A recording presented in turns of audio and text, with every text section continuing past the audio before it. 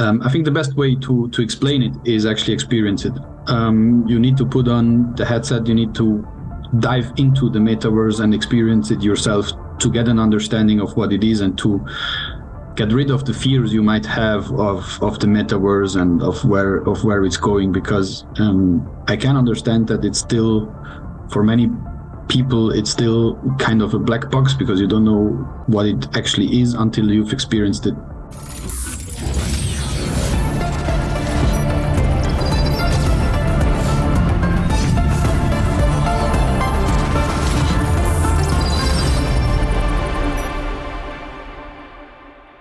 Stefano, welcome to an episode of Pioneering in the Metaverse. I'm really excited to have this conversation with you. And before we kick it off, I just want to properly introduce you. You're the head of marketing and communications for Sauber Motorsport, Alfa Romeo F1 Team Stake. That's a really long title, but congratulations on all of the stuff that you're doing. I know the season just wrapped up, so congratulations on another season. And thank you for joining us. Well, thank you, Samir, for having me.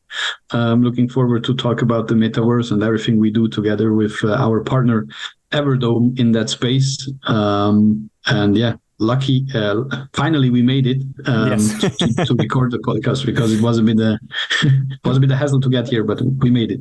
We made it. I mean, to be fair to you, we were trying to record this episode while you were in the middle of the season. So I think this works out still nicely for everybody. But the first thing I guess I just want to jump right into it is, obviously, your brand and the organization that you represent, one could call it a traditional organization. And for it to move into even playing in the space of the metaverse and Web3, there's a lot of brands that are a little bit resistant to doing that. But your team and yourself are not only in the space, but you seem excited about it. Can you talk to me a little bit about your thinking and why the brand feels the metaverse is a great place to be? Well, I think F1 is seen as, if you look at F1 as a sport, it's seen as technologically, and when it comes to car development and so on, and what we produce and what our engineers are doing, we are the front runners. So why not be also the front runners when it comes to marketing, when it comes to communication, when it comes to applying new tools and assets in that space? So when we first got in touch with Everdome in this regards, it was super interesting and super keen to see what they are able to do and how we can bring the sport closer to our fans, which in the end is what we want to do, because only a limited part of all the F1 fans are able to go to track, are able to experience the sports. So we thought Metaverse could be a great way to let fans get closer to the sport, to let them experience the sport in a different way. And also we need to reach out to new audiences. So we cannot just always talk to the classical petrol heads that loves to be at the racetrack, but also esports, gaming, new ways of marketing, new ways of communicating are interesting to us. So we just jumped in. We are, as a small team, we see ourselves as being also a bit the pioneers, right? We need to jump in things. We need to try things. We need to see if new ways of communicating allow us to reach out to a new fan base as well. So that's why we were really keen on exploring this opportunity. And obviously then having a partner in that space helps a lot. Actually, when I remember the first time we've talked about Metaverse was 2.5 years ago in our team when I just joined the team, and we were looking for a topic for our partners conference. And during this partners conference, we said, like, okay, we need to inspire people. We need to, because we have CMOs of all our brands there, so we want to inspire them. And we invited somebody that was explaining where the metaverse is going and what the metaverse can. And we've promised our partners that this will be a field that we will explore. So we put pressure on ourselves to be pioneers in that area, and we looked for partners and to make sure that we come up with an experience. And the year after, we were able to showcase our first metaverse experience to our partners to show that we've done our job. And we were quite happy when this year in Jeddah we had the first time the tool with us, and we're able to show it to fans and give the fans this kind of experience. Absolutely. And what's been the reception, you would say, from some of the other partners that you're working with, in terms of when you're pioneering the metaverse? Sometimes they can get a little bit hesitant and go, whoa, like, what is this? Is this a real thing? Oh, it's that cryptocurrency thing, the Web3, like there's a lot of information there. So how are you seeing the reception from other partners in this space to the metaverse? Well, first of all, often is a very funny experience the first time they try the headset and they have the goggles on and you see them walking around and just shaking their heads. So it looks funny from the outside. I think the best way to explain it is actually experience it. You need to put on the headset. You need to dive into the metaverse and experience it yourself to get an understanding of what it is and to get rid of the fears you might have of the metaverse and of where it's going, because I can understand that it's still, for many people, it's still kind of a black box because you don't know what it actually is until you've experienced it.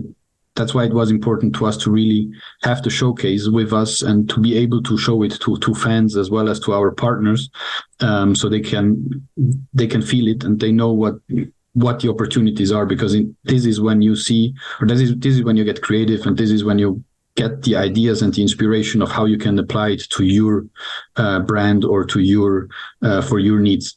But normally, the feedback is quite positive. Is also, everybody has a smiling face.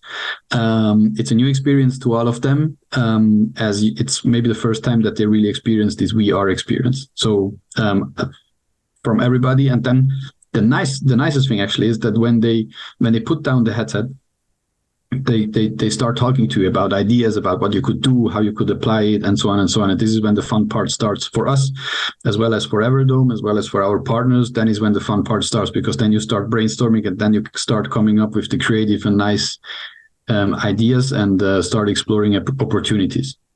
100%. And I like that you said that it's a bit of a black box, because you're right. There's still a lot of people that don't quite fully comprehend what the metaverse is, what it could do, the types of use cases, the types of fan engagement and experiences. Because, the point you made, there's going to be some people, you call them petrol heads, which I think is a very funny term, but they're going to come to the track.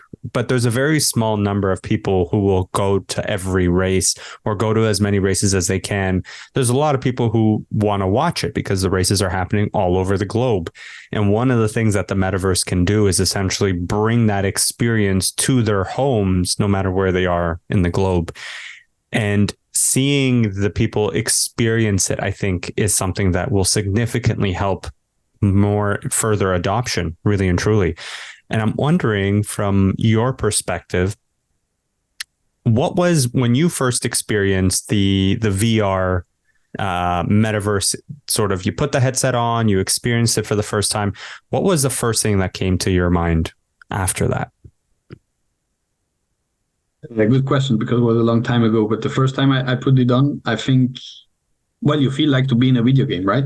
It's like the first time you're in that world, and the first thing you normally do, or everybody does it, is you just turn your head around, up, down, left, right, and you start seeing the things, and then you start walking, and you start looking to your feet. And then because it's so real that you really believe, and I think everybody will ever remember when you first trapped in the metaverse or walking down the stairs, and you have the feeling like, oh, something is, like, your body reacts. This was from a like, this is the feeling I got the first time. But then it becomes an experience. As I said before, it becomes an experience, and your brain starts getting lots of ideas of what you actually could do in the metaverse and how you could exploit the metaverse. Because I think today we're still at the beginning of that world, of this virtual world, and we're still not there yet, when it's a proper experience, in the sense of where you have lots of things to explore, where it becomes really a separate world, or a second world. Funnily, I think it was about 10 years ago, I went to a dinner with, and I was very young, and and somebody was explaining me about Second Life and how you will have your avatar in the future that will walk around, talk you to your friends. You come home in the evening, you go to work, you come home, you talk to your avatar, and he has the updates of your friends. And I was like, what?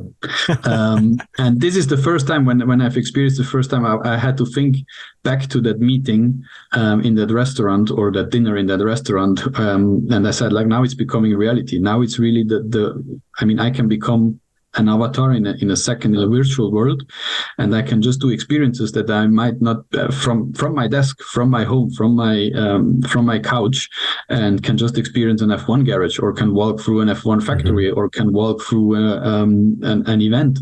I can experience a concert. I can and all these things will come to life. And my little boy that might interrupt at a certain time when he walks in here, he just grows up with these tools. And if I imagine when we started with social media and where we are today, incredible. The metaverse will be huge in some years. It's just at the beginning, and I'm happy to be part of that beginning, and I'm happy to pioneering in there with my team. And there's still a long way to go. Yeah. And you mentioned fan engagement, fan experience, and how important that is. Where do you see the experience going? Like, if you had a magic wand and you can decide, Stefano, what you want the metaverse to do for your fans, what would you want? What would you make happen? Well, we have plenty of ideas. But I think what everybody is wishing for is there are two things I'd say. One thing is to drive a car, to drive an F1 car, and the second thing is, which I think might even more interesting, is being part of a pit stop crew, like being or feeling the thrill of being the guy that helps to change the wheel, and getting that adrenaline while doing it. And I think these are, if you get to the point where you can do that, and I'm sure if I'm now saying this and your audience is listening to it, they will laugh at it because they'll say we'll make it happen. But I think this is a proper experience. If you connect the real world feelings within the metaverse, and you can do this kind of experiences, which is money can't buy, then I think this is something I would love to give to our fans. Oh, 100%. And I like that you said money can't buy it, because when you watch a race on television and they cut to the point of view of the driver, and you're watching them do the turn and everything, and you're like, wow, that looks intense. But imagine just being able to put on a headset from the comfort of your own home and just experience that. And, as you're looking around, you feel like you're the one driving. It's a thrill. And the aficionados would love to experience something like that. And I think, and correct me if I'm wrong, or chime in with your opinion here, I think an experience like that can significantly expand the reach of F1 to fans who may not really know what to expect, and that's their first interaction. They go, "Whoa, this is what it's like. I want to be a part of this." 100% agreed. I think F1 is booming at the moment. We all know that F1 is one of the fastest growing sports on earth. Liberty Media is doing a brilliant job in commercializing the sports, in creating. I mean, today, if you go to events, it's a festival. It's a cultural festival. Yeah. You have concerts. You have the biggest artists. You have lots of experiences, entertainment, and then you have an F1 race, which is still the main act of the event, but it's a 4-day festival at the end of the day.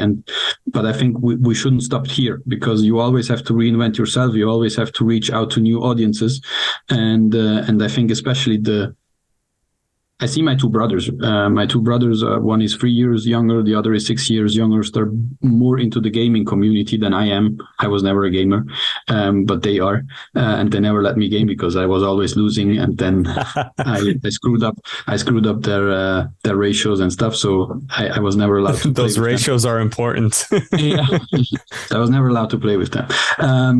But if I look at them and how to bring them to the sports, I mean, the middle brother, he's maybe more of a mix, because he still loves he has a motorbike and so on, so he loves also the adrenaline of driving. And while the youngest one, he's a pure gamer. Like, he loves gaming and he loves spending hours in front of his console and play. And so how to bring him to Formula One? And the metaverse could be one of the ways to bring him to Formula One and then make him a fan. And if he becomes a fan, he will sit down on Sunday together with me, together with my other brother, and we will watch the race together. But we need to be able to create content for different audiences, and different audiences have different interests, and our task to keep growing is to find content and ways on how to interact with them or how to bring them to the sports. And I think the metaverse is will be one of the main drivers to expand the audience even more.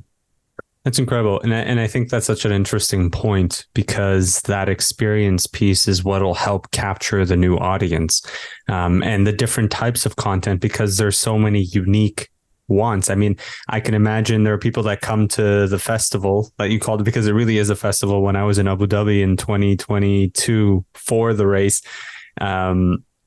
I was just like, where are we? There's, there's the race happening, and then there's just all sorts of activations and energy and people walking around.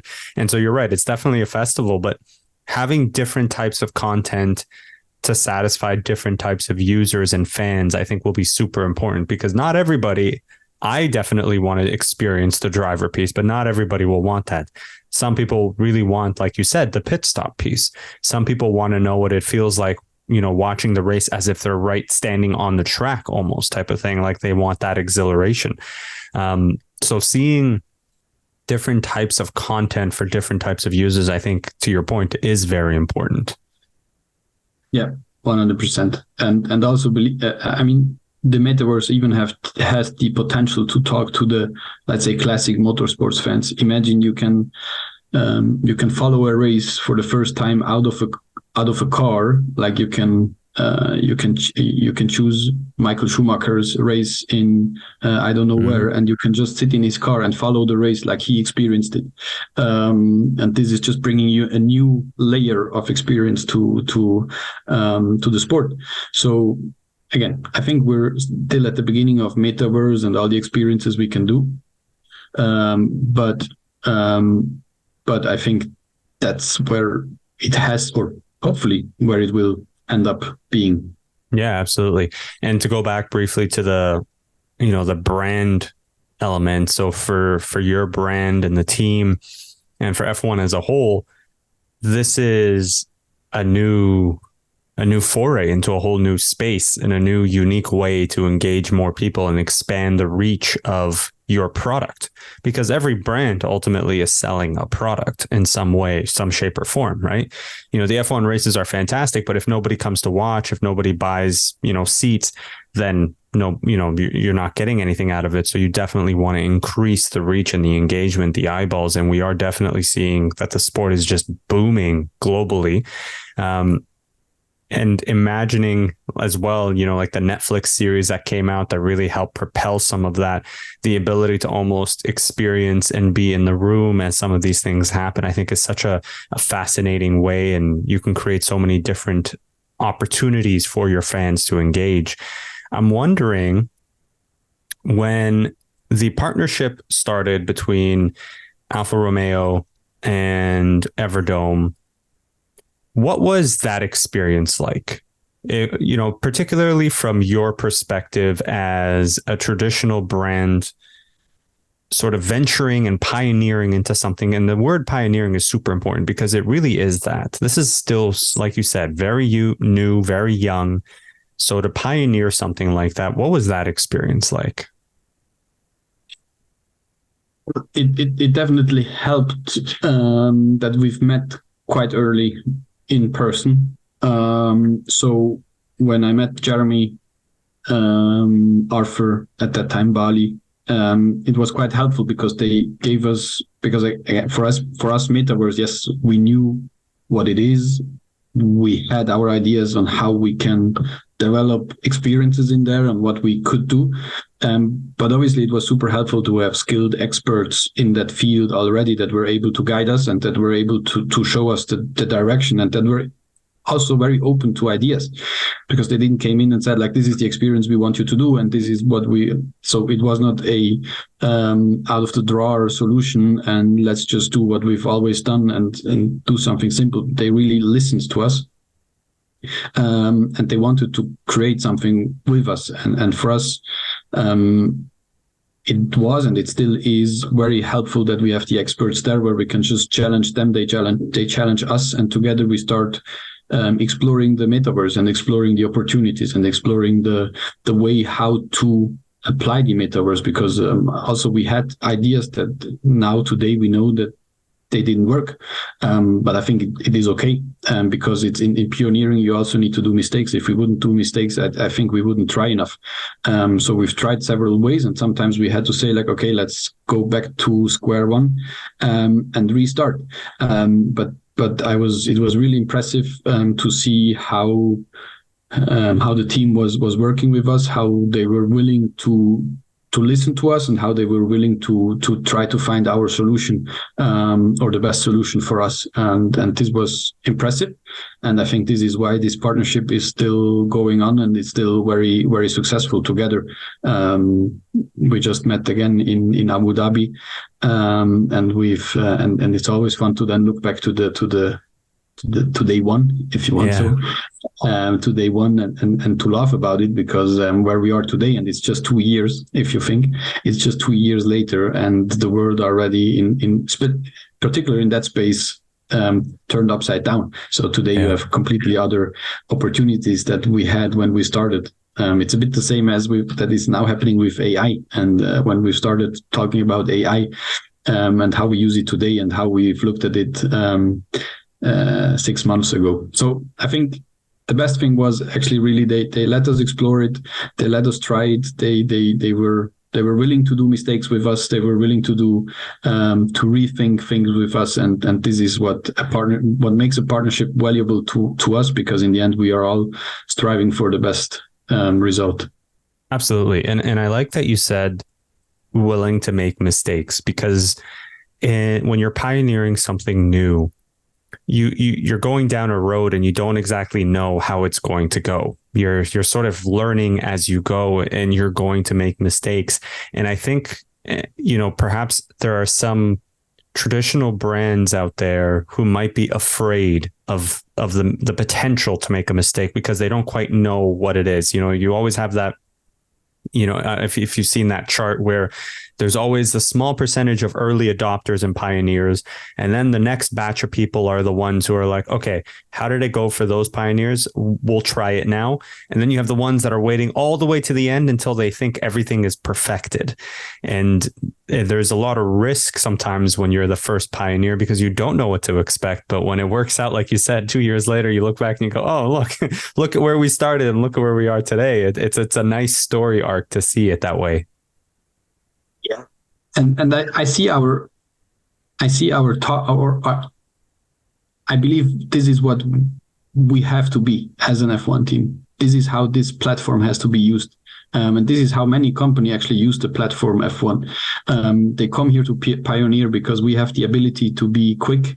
We take quick decisions. We try. We do prototyping when we build a race car. This is prototyping. So every race weekend we have a different car if you want. So and this applies also to marketing. And this mindset we also have in our team. So this is why it's great for brands like Everdome to come to F1, and the part of the commercial asset and the part of the visibility and the marketing reach that we give you, it's also a platform where you can explore and where you have this spirit of pioneering and of trying, and of knowing that sometimes you fail, but then this doesn't mean that you did a mistake. It just means that you need to improve or optimize what you've done. And therefore, I think it's also great for other brands, or to use the platform F1 to show the brands that are a bit more reluctant. And sometimes I do understand, because if you're a big corporation, sometimes you can't afford to take these kind of risks, because you have to make sure that your business keeps running. If you sell millions of cars a year, you don't want to take a big risk and then risk the business for that. So you need platforms like Formula One, you need teams like us, you need companies like Everdome that are pioneering, and you then take and use the technology when it's ready for you, and when you think you're able to apply it also in the correct manner, because there's also a bigger risk for bigger companies, and therefore I do understand that they are a bit more hesitant of using it as a first mover. And I also think it's not bad. Like, they then often, when they come into the game, is when then the startups start making money, because then the product is as far developed so that they can also sell the services to them, and where they know that, because there often you can't fail then anymore, because then it has to work. And therefore I think it's just normal, and it's good that you have first movers and you have pioneers and you have also late adopters, but often the late adopters are the ones that then are making your business happy. Yeah, absolutely. What advice would you give if, let's say, I'm a traditional brand, I come to you and go, Stefano, I see what your team is doing. I see that you're jumping into the metaverse. I'm interested, but I don't know. Am I ready for it? Should I do it? Should I not do it? What advice would you share in that kind of a conversation? Well, that's a good question. What advice would I give? I'd say, first of all, be clear of what you want. Be clear of the targets you have. What is your marketing target with the metaverse? Obviously, it's always good, as we did, talk to experts who can explain to you so you understand. I think it's always better to understand things first before you start applying them. So at least you have a basic knowledge. I mean, you don't need to know all the technical knowledge, but at least you have a basic knowledge of what of what the tool or what the metaverse and so on is offering, and then think of what you want to achieve. And I'm always a big fan of thinking big first, but then kind of cut it into pieces and say, like, okay, what are the steps we want to achieve? So at least you know, okay, I don't want to have this experience first, but maybe we start here and we just build up, because then you will not get disappointed. And often it's a way to get there. It's a journey to get to the final target, especially if we talk about new technologies like the metaverse. So and then in the end, it's try and fail. You can't do anything wrong, I'd say, in the metaverse. It's just, you need to try it. You need to do testing. You need to see, you need to talk to peers. You need to talk to your audience. You need to see if it works. And then just on the journey, optimize and make it the best experience. It always seems to come back to the experience piece. That seems to be the biggest key word here, because ultimately, anytime a brand or even a fan or a user wants to go and try something, when they're finished, it's when they leave, they go, how did I feel about that? Did that excite me? Did that make me happy? Do I feel like I was part of this, even though I was sitting on my couch, at home, type of thing? Experience, I think, becomes the biggest central word when it comes to experiencing the metaverse type of thing. Yeah, I agree. I agree. And this is when I think also when we talked about the metaverse and when we showcased what we've done in the metaverse to partners on PowerPoint slides and so on, I think it was never as impactful as when they were wearing the headset and were just walking around.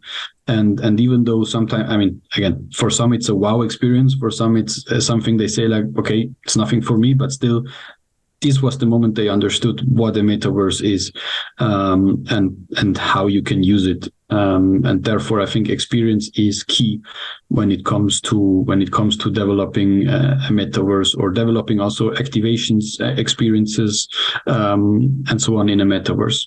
And I think that's an important piece too that you mentioned, is there are going to be some people who go, you know what, it's not really for me. But even if it's not for them, they'll still at least comprehend and understand what the metaverse is, what it can do. And it starts with the ability to experience the VR piece. Fine. I mean, my father is not on Instagram. He doesn't like social media, but he knows what it is, and he knows that it's a thing that you need to have if you want to run a professional business today. Yeah. So that's fine. You hire an expert or you hire an agency that is doing the job for you. all good. Same will apply for the metaverse. Not everybody is into that world. Not everybody will use it, which is totally fine. It would be quite ridiculous if everybody's walking around with a headset in 10 years. But I think everybody should understand what the benefits are, and everybody should understand how you can develop your business. And I think what is an interesting next step for us is how to generate revenue out of the metaverse. Like how can we create experiences? How can we create exclusive experiences, maybe, where we even can generate revenues and where we bring a bigger audience to the metaverse, where then may we also be able to sell branding and partnerships in the metaverse. So why having, on one side, yes, you want to have the same partners that you have offline, you want to have them also online. But on the other side, it might open new revenue streams or new opportunities, new branding opportunities, new experiences. As I said, the pit stop can be presented by a brand that is actually creating tools that might don't want to be on an F1 car or don't want to be at an F1 race, but they might are into gamers or more into that audience, and they will just sponsor that experience. So why not? I mean, I think this for us would be a potential next step where we really think into how to monetize metaverse. And that sounds really exciting, because from a brand perspective, it opens the door to an endless amount of possibilities. When a race happens, I think what I'm trying to say here is there's also the capacity where you can run these experiences all year long. You don't just have to wait for the race season to happen, or when the race is happening on a Sunday, that's the only time the experience happens. Is Monday through Friday. You can have all of these experiences happening, and you could almost have the same experience running simultaneously if you wanted to different audiences. I mean, we have several ideas, right? I mean, one of the best experience you can do if you're an F1 fan, or if you want to get to know more about F1, is a factory tour. So you come into our factory and you see, in our case, 550 people working hard daily to make sure the car is ready, like the whole production. And you can walk through and you can feel the spirit of these guys, and you can feel the passion, the dedication they have for their work. And it's just amazing to see how complex an F1 car actually is. You normally see it on TV, how it runs, but then being in a factory. So, but the factory is what? There's one factory in Zurich, Hinwil, that you need to jump into an airplane. If you're not living in Europe, you need to come here. You need to take a week off whatsoever. We have lots hotels, of partners, restaurants, all of those things. Yeah. We have lots of partners that are based in the US or in Asia, in Australia. So why not coming up with an experience where we say, like, hey, look, you can walk through our factory, you can have a factory tour through the metaverse, and still keep it exclusive because it's not for everyone. But you meet in a restaurant, or you meet in a business center somewhere in Melbourne, Australia, and you just bring 15 people with you, and they walk through the factory, and we can guide you through the factory, and like this create a connection between the team and the fans. This is one opportunity that we would have, and therefore, yes, it's I'd say the future looks great if we look at digitalization and what we can do. And I love that you said that, because there would be people who are interested in doing and experiencing these things, but because of the physical limitations of geography and the ability to take off work, because the average fan, has a regular job, they've got family commitments, they're located all over the world, and they go, it'd be really nice, on my bucket list one day is to tour an F1 garage and see how the car is made and all these things. And then you come along and you go, yeah, you could do this Saturday morning if you want, or you could do it next Tuesday. It just depends on your availability. Yeah, and there are lots of experiences in this. I mean, one thing that maybe nobody really knows is that it's one of the most impressive places to be is actually in the so-called operations room during a race. The operations room is actually where the team back at the factory, the engineers, the strategists, and so on are sitting there and are supporting the team on track. And if you could sit there in a virtual world, like mixing the two worlds, right? So you are there in your metaverse, but you see what's going on, and you can walk around and listen to what they're saying. This will be or must be impressive, and these are experiences that I think we need to come up with, and these are ways on how to, as you said, get rid of travels, get rid of geographical borders and so on, but just letting people experience F1 at the fullest. Yeah. That's incredible. I'm imagining it as you're talking and just thinking to myself how incredible it would be to sit in that operation room and hear the chatter type of thing, hear what they're talking about, and then being able to like watch the race as it's happening and listening to all of this. Like, I think that's such an incredible immersive experience that unless you can physically be there, there's no other way to experience something like that. And I think we always come back to the point of we need to make sure that different audiences fall in love with F1 and start following us and become fans, because this is what the sport lives from fans. If you don't have fans that follow the sport, that talk about the sport, that engage with the sport is useless. So we need to keep evolving, we need to keep innovating, and we need to keep find new ways on how to interact with new audiences, different audiences, and also the existing audience. How can we keep them entertained? Because maybe a guy that has been the sixth time to a race, maybe he wants to experience something different, and we need to keep him. We need to keep him in, and there. I see lots of opportunities thanks to the metaverse. Yeah, amazing. Any final thoughts on the metaverse? Anything that you're thinking to yourself, like something you would like to see, something you're excited about, something you think, the metaverse? Where do you think? How far away are we? From your perspective, when does this happen? Next year, next month, 5 years from now? Where do you see that? What's the timeline? I think the biggest barrier is still the headset. I think technically, what I've seen also with Everdome, we're there. We can build experiences. We can do already amazing things. One thing I forgot to say, what's also interesting is when people first meet in the metaverse, like when they see each other, and when they start to like, is this you? Is this you? Oh. So being able to interact with people actually is also an interesting part of the metaverse, when you can start talking to random people that you've never met, and you start engaging about the sports with fans, and you can create fan forums. So we can bring the drivers and we can do Q&A sessions with drivers, having fans from all over the globe, physically, virtually. I don't know how you say it, but like in the room asking questions, and people can look at each other and can interact with each other, because this is what is missing to me now. For example, in this podcast, we're looking at the screen to each other, but we kind of don't interact with each other. In the metaverse, you see my emotions, you see my body, you see how I move. So this is also an interesting thing. Back to your question, how far are we? I think the biggest hurdle is the headset. I think once this is available on the market, and once this finds its way to be used easily for, let's say, an average consumer, then we're there. I think from a technical side, from an experience side, we're almost what I've seen so far from Everdome. We're already there. It's impressive. So it's all about getting the tools ready to just make the next step and make it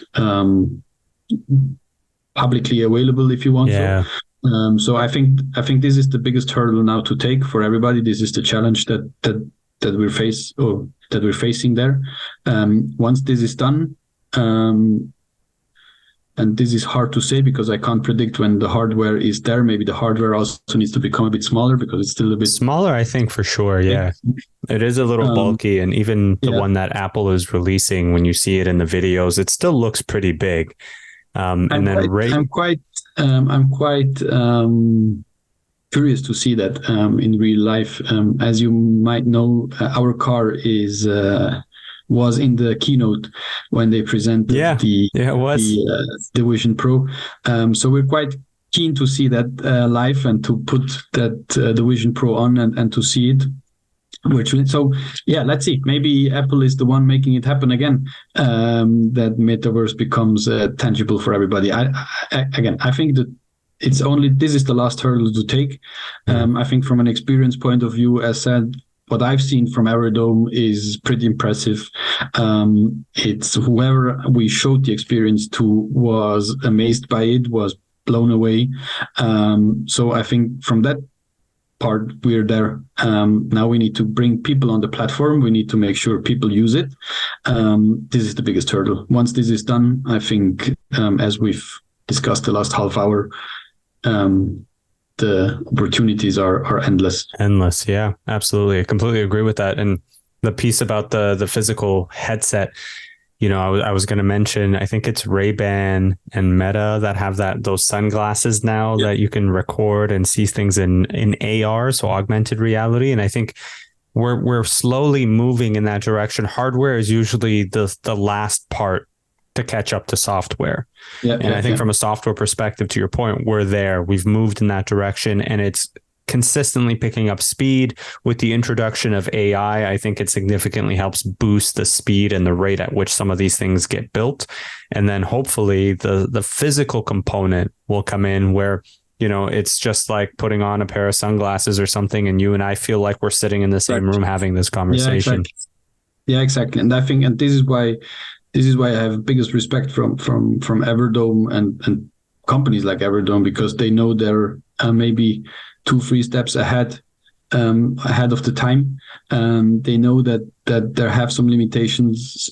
Is it a headset or hardware and other things? But they keep believing in, and they keep developing, and they know that one day this will be the big next thing. So biggest respect for them, and more than happy to be part of the journey and to be able to contribute to that.